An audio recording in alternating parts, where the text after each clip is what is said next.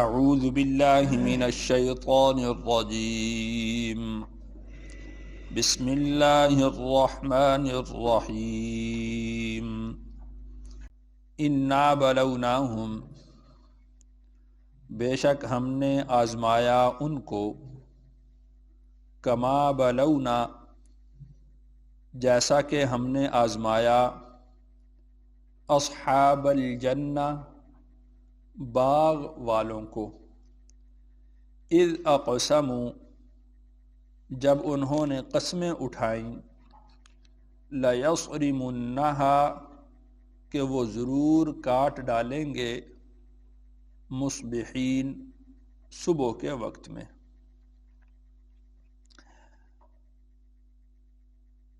مشرکین مکہ میں سے ایک سردار کا ذکر اللہ تعالیٰ نے اس سے پچھلی آیات میں کیا تھا،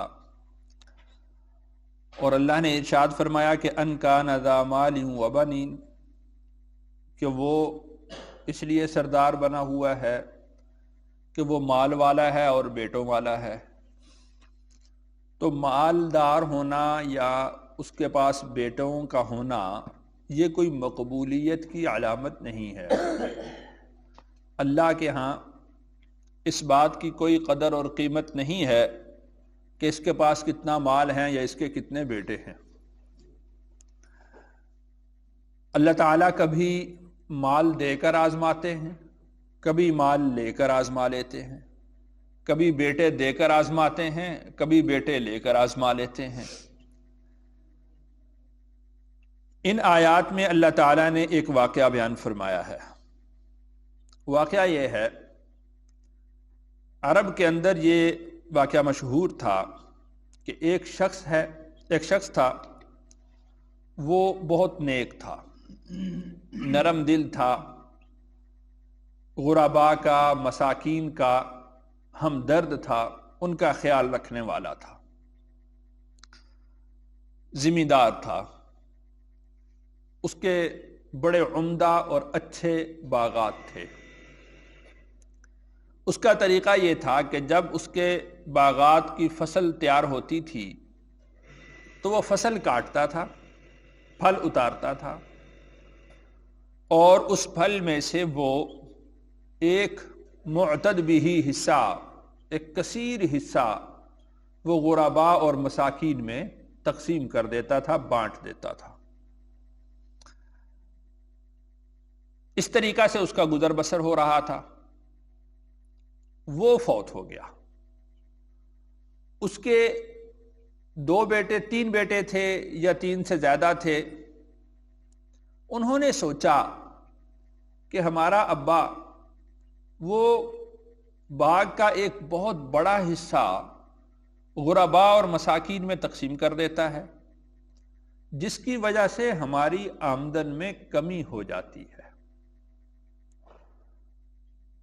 اب ہم یوں کریں گے کہ غرباء اور مساکین کو اپنے باغ میں سے حصہ نہیں دیں گے، بلکہ اس کا طریقہ یوں رکھیں گے کہ ہم رات کے وقت میں جائیں گے، انتظام سارا پہلے کر لیں گے، اور ایک رات کے اندر ہی سارے باغ کا پھل کاٹ کے، ساری کھیتی کاٹ کر ہم اپنے گھر میں لے آئیں گے، تاکہ ہمارے باغ پر، ہماری فصل پر کوئی مسکین نہ پھٹکنے پائے۔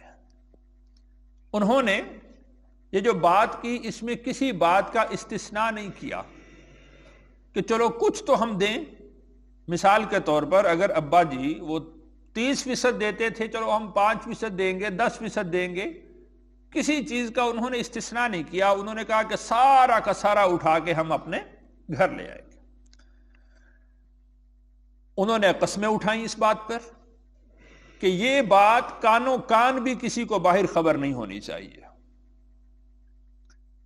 طے ہو گئی بات، رات کا وقت ہوا، وہ چلے۔ جب وہ اپنے باغ کی جگہ پر پہنچے، وہاں پر دیکھا کہ کچھ بھی نہیں ہے، چٹیل میدان، صاف زمین۔ اب وہ آپس میں کہنے لگے، بھئی ہم راستہ تو نہیں بھول گئے؟ کہنے لگے بھی راستہ کہاں بھولنا، اپنے گھر کا راستہ بھی کوئی بھولتا ہے؟ راستہ نہیں بھولے۔ کہا اگر ہم راستہ نہیں بھولے نا تو پھر ہمارے اوپر اللہ کا عذاب آیا ہے۔ پھر ان میں سے جو درمیانہ تھا اس نے کہا کہ میں تمہیں نہ کہتا تھا کہ تم تسبیح اللہ کی بیان کرو اور اس طرح کی یہ مشورے نہ کرو۔ اب وہ ایک دوسرے کو جس طرح عذاب کے وقت میں، مصیبت کے وقت میں ملامت کرتے ہیں لوگ، اس طرح وہ ایک دوسرے کو ملامت کرنے لگے۔ لیکن اب جو کچھ ہونا تھا وہ تو ہو چکا تھا، اب اس ملامت کا کوئی فائدہ نہیں تھا۔ تو یہ واقعہ اللہ تعالیٰ نے بیان فرمایا، اور یہ جو واقعہ ہے یہ مدینہ منورہ سے جو صنعاء شہر ہے اس کا ایک ذیلی گاؤں ہے زروان، اس کا نام اب بھی زروان ہی ہے۔ ہمارے استاذ شیخ الاسلام حضرت مولانا مفتی تقی عثمانی صاحب فرماتے ہیں کہ میں وہاں پر گیا ہوں اور میں نے وہ مقام زروان کا یہ باغ کی جگہ دیکھی ہے، اطراف میں خوب سرسبز ہے، باغات ہیں، اور یہ جگہ آج بھی اسی طرح سیاہ میدان کی طرح خالی ہے، آج بھی سیاہ میدان کی طرح خالی، یہ دوبارہ علاقہ آباد نہیں ہو سکا۔ تو اللہ تعالیٰ اس طرح سے عبرت کا نشان بنا دیتے۔ یہاں سے سبق سیکھنا چاہیے ان لوگوں کو کہ جو یہ سمجھتے ہیں کہ عشر کی وجہ سے ہماری فصل کم ہو جائے گی، عشر کی وجہ سے اگر ہم نے عشر دیا تو ایک بوری کم ہو جائے گی، 5 بوریاں کم ہو جائیں گی، یہ کم نہیں ہوتی۔ اگر اللہ کی راہ میں خرچ کیا جائے تو اتنا ہی اس میں اضافہ ہوتا ہے، اس میں برکت ہوتی ہے۔ اگر عشر نہیں نکالا جائے گا تو تیار فصل پر بارش آ جائے گی، تیار فصل پر آپ حضرات نے دیکھا سیلاب آ جاتے ہیں، بالکل تیار فصل ہے اور کوئی اس طرح کی آفت آئے گی کہ فصل خراب ہو جائے گی۔ یا جب عشر کا ارادہ ہی نہیں ہے دینے کا تو وقت پر بارشیں نہیں ہوں گی، بیج مر جاتا ہے، فصل ہوتی ہی نہیں ہے۔ تو اس لیے جو اللہ تعالیٰ نے احکامات دیے ہیں ان احکامات کو پورا کرنا چاہیے، اللہ کی اطاعت اور فرما برداری کے اندر رہتے ہوئے سارے معاملات کو کرنا چاہیے۔ اب اس واقعے کا جو اس کو اللہ تعالیٰ نے یہاں پر ذکر فرمایا اس کا ترجمہ دیکھیں۔ انا بلوناہم، ہم نے آزمایا ان کو، یعنی مشرکین مکہ کے سرداروں کو ہم نے آزمایا ہے مال دے کر، اولاد دے کر۔ کما بلونا، جیسا کہ ہم نے آزمایا تھا اصحاب الجنہ، باغ والوں کو۔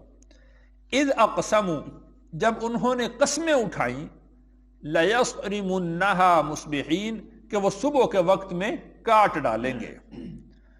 ولا یستثنون، اور انہوں نے استثناء نہیں کیا۔ اس کے 2 معنی ہیں۔ ایک معنی تو اس کا یہ ہے کہ انہوں نے استثناء نہیں کیا، کہ یہ نہیں کہا کہ ہمارے ابا جی 3 حصہ دیتے تھے تو چلو ہم 10واں حصہ دے دیں گے، 20واں حصہ دے دیں گے، اس میں انہوں نے کسی طریقے سے کوئی استثناء نہیں کیا۔ دوسرا اس کا معنی یہ ہے کہ استثناء کا انشاء اللہ کہنا، کہ جب بھی کوئی بات کی جائے، کلام کیا جائے تو اس میں انشاء اللہ ضرور کہنا چاہیے کہ اگر اللہ نے چاہا تو یہ ہوگا۔ اللہ تعالیٰ نے رسول اکرم صلی اللہ علیہ وسلم کو بھی سورۃ الکہف کے اندر یہ حکم ارشاد فرمایا کہ آپ انشاءاللہ ضرور کہا کریں۔ تو اس لیے ہمیں بھی اپنے کام کے ساتھ بھلے وہ کتنا ہی پختہ ہو، کتنا ہی پکا یقین ہو کہ یہ کام ہو جائے گا، انشاءاللہ کے بغیر نہیں کہنا چاہیے۔ اس کا مطلب یہ ہے کہ یہ کام اگر اللہ نے چاہا تو ہوگا، اگر اللہ نہ چاہے تو ہم دیکھتے ہیں کہ کتنے ہی واقعات ہمارے ساتھ خود ہوئے کہ 100% کام ہونے کی یقین دہانی ہوتی ہے، 99% تک کام ہو بھی جاتا ہے، لیکن پھر اچانک سے دوبارہ وہ سارے معاملات ختم اور نئے سرے سے کام شروع کرنا پڑتا ہے۔ تو انشاءاللہ کے بغیر کوئی عمل نہیں کرنا چاہیے۔ فطاف علیہا، پھر گیا اس باغ پر، طائف، کوئی پھرنے والا، من ربک، تیرے رب کی طرف سے، وہم نائمون، اس حال میں کہ وہ سو رہے تھے۔ ابھی جب وہ جیسے ہی وہ سوئے تو اللہ کی طرف سے ایک آفت آئی، ایک بلا آئی، جس طرح میں نے آپ حضرات سے بتایا کہ حضرت استاد جی فرماتے ہیں کہ میں نے وہاں پر دیکھا کہ وہ سیاہ ہے، تو اس سے بعض حضرات کا گمان یہ ہے کہ اللہ کی طرف سے آگ اتری اور اس آگ نے وہ ساری تیار شدہ فصل کو جھلسا دیا، اور اس کے بعد اللہ نے ہوا چلا دی اور اس سے وہ راکھ بھی ان کی اڑ کے ختم ہو گئی۔ وَهُمْ نَائِمُونَ، اس حال میں کہ وہ سو رہے تھے۔ فَأَصْبَحَتْ كَالصَّرِيمِ، پھر اس طرح کی ہو گئی گویا کہ وہ کٹی ہوئی ہے، یعنی جس طرح کاٹ کے بالکل صاف چٹکل میدان ہو جاتا ہے، وہاں پر بھوسا بھی نہیں چھوڑا جاتا، تو فَأَصْبَحَتْ كَالصَّرِيمِ، وہ اس طرح ہو گئی کہ وہاں پر کوئی چیز اس کا نام و نشان باقی نہیں تھا۔ فَتَنَادَوْا مُصْبِحِينَ، فتنادوا، پھر وہ آوازیں دینے لگے، مصبحین، صبح کے وقت میں، ایک دوسرے کو اٹھا رہے ہیں، ان اغدو، کہ صبح صبح چلو، علی حرثکم، اپنی کھیتی میں، ان کنتم صارمین، اگر تم کاٹنے والے ہو، یعنی بھئی اٹھو، اگر جانا ہے تو چلو، صبح صبح چلو۔ فانطلقوا، پس وہ چلے، وہم یتخافتون، اور وہ آپس میں چپکے چپکے باتیں کر رہے تھے۔ کیا بات کر رہے تھے؟ اللہ یدخلنہ الیوم، کہ ہرگز داخل نہ ہونے پائے آج کے دن، علیکم، تم پر، مسکین، کوئی بھی مسکین، کوئی بھی محتاج ضرورت مند آج تمہارے پاس داخل نہیں ہونا چاہیے۔ یہ آپس میں چپکے چپکے باتیں وہ کر رہے تھے۔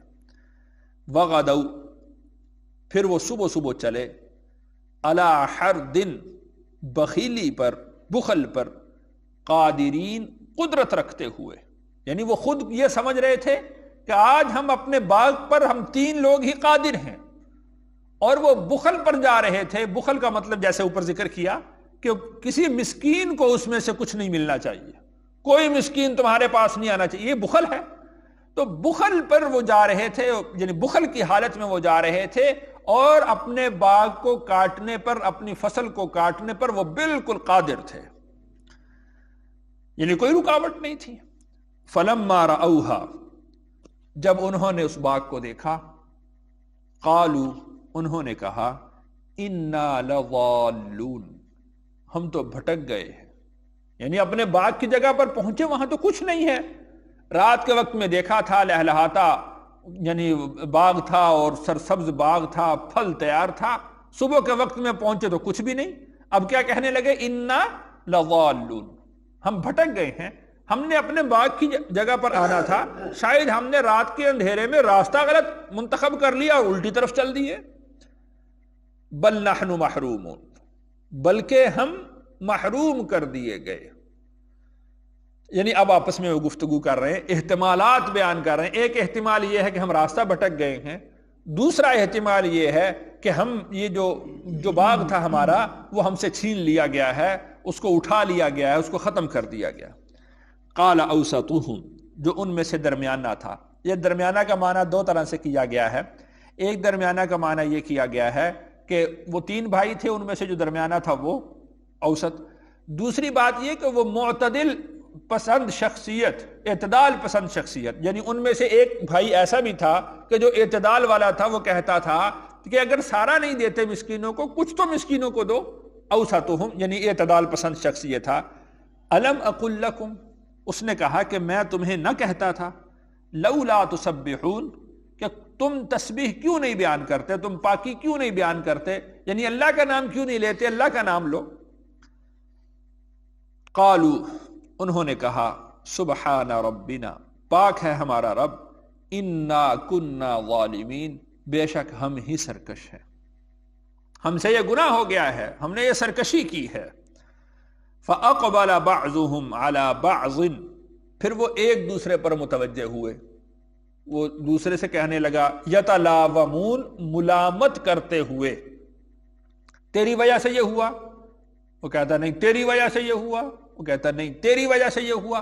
فاقبل بعضهم على بعض، وہ ایک دوسرے کی طرف متوجہ ہوئے، یتلاومون، ملامت کرتے ہوئے۔ قالوا، انہوں نے کہا، یا ویلنا، ہلاکت ہے ہمارے لیے، انا کنا طاغین، ہم تو سرکش ہیں، یہ ہم نے سرکشی کی، اللہ کے حکم سے ہم نے روگردانی کی اور ہم حد سے آگے بڑھ گئے۔ عسى ربنا، شاید کہ ہمارا رب، ان یبدلنا، کہ وہ ہمارے لیے بدل دے، خیرا منہا، اس سے بہتر، انا الی ربنا راغبون، بے شک ہم اپنے رب کی طرف رجوع کرنے والے ہیں، اپنے رب کی طرف رغبت کرنے والے ہیں، ہم اپنے رب کی طرف منہ پھیرتے ہیں، اپنے رب کی طرف چلتے ہیں۔ کذالک العذاب، اسی طرح عذاب ہوتا ہے، ولعذاب الآخرۃ اکبر، اور آخرت کا عذاب تو بہت بڑا ہے۔